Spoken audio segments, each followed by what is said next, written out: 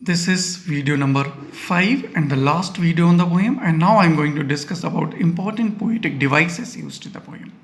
First one, you can see simile has been used. You know simile? When the comparison between two dissimilar objects using as and like. You can see at two places simile has been used. First one, ashen like that of a corpse. Mother's face has been compared with ash, fire dust, and she looked like as if she was already a dead body. So very nice simile. At another point, mother's face was as dull, as pale, as colorless as the late winter's moon. That was mother's face was compared with the late winter's moon. Another important simile. Second very important poetic device is the imagery. Children, imagery means a word picture. When you read something and an image, a picture is created suddenly in your mind. Poet has used two important images. First, young trees sprinting. When she looked outside the window, she noticed the trees were reaching back. This is a very beautiful image. Right? Another very important image was merry children spilling out of their homes. The happy children, delighted children were coming out in a very playful mood out of their homes. You can imagine this. This was another very important example of imagery. Third important figure of speech used here, poetic device used here, personification.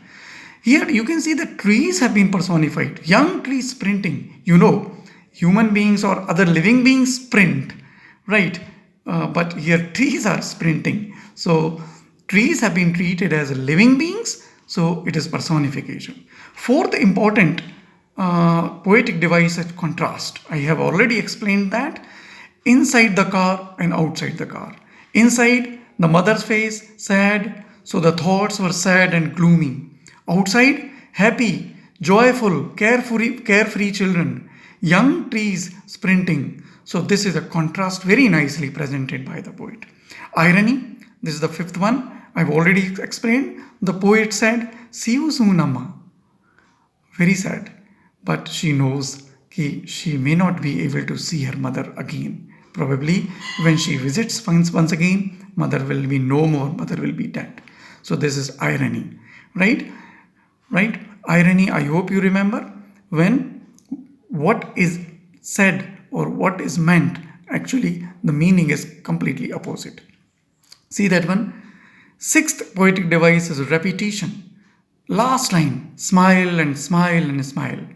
Actually, the poet wanted to emphasize the thought of smile. She wanted to add a beauty to the end of the poem, and that's why she has not written just once smile. She has written smile and smile and smile. This is repetition, very beautifully used to add a note of beauty to the poem, to add a positive end to the poem, to emphasize the thought.